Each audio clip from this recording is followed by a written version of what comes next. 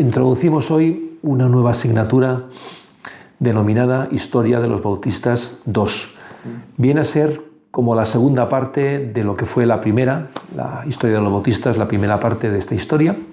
donde estudiamos el origen del movimiento bautista en Inglaterra, su desarrollo posterior, su extensión a los Estados Unidos y finalmente también sus bases doctrinales y principios. Pero en esta ocasión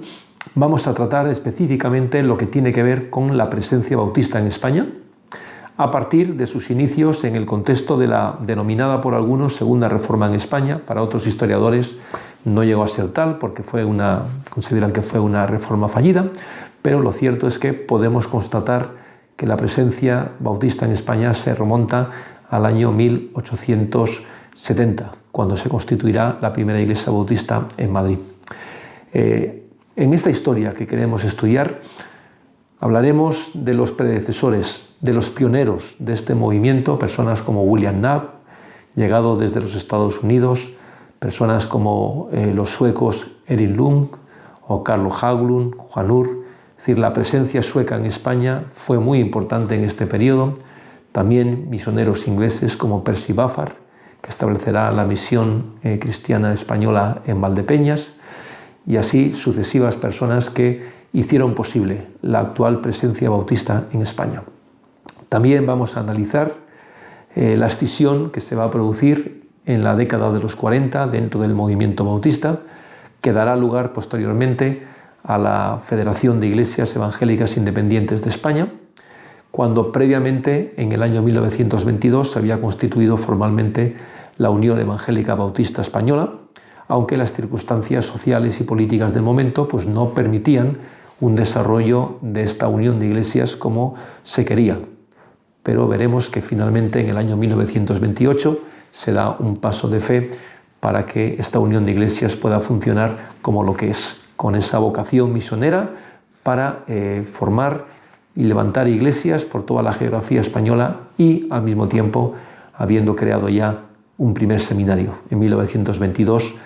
para la formación de pastores y obreros para la atención de esas iglesias. Veremos también el desarrollo de la presencia bautista en España bajo el régimen franquista, bajo el nacionalcatolicismo, años de persecución, años de muchas penalidades, pero que sin embargo la fe y la vitalidad de las iglesias y de los creyentes se mantuvo muy firme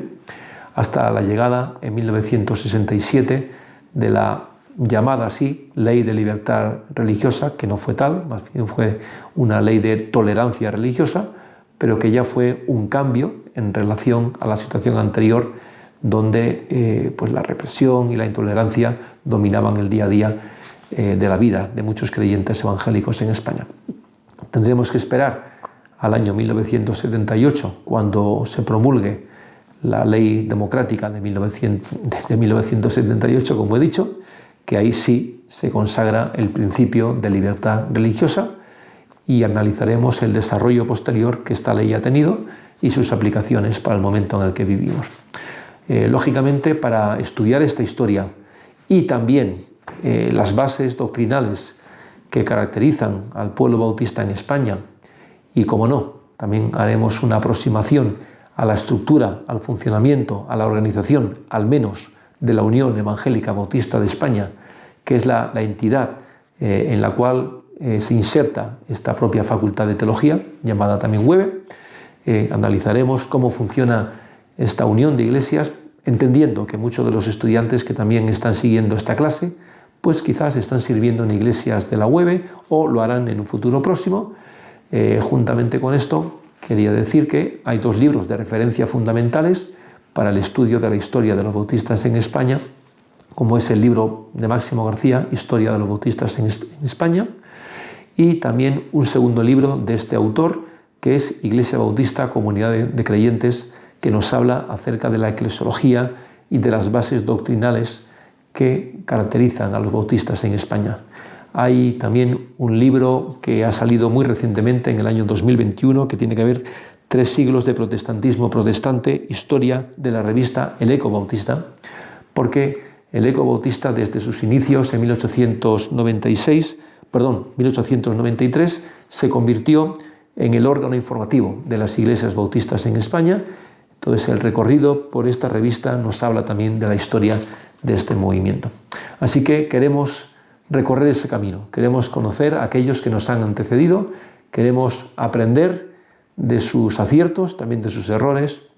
queremos nosotros ser parte también de esta historia y contribuir a ella positivamente en buena relación fraternal con otras denominaciones evangélicas.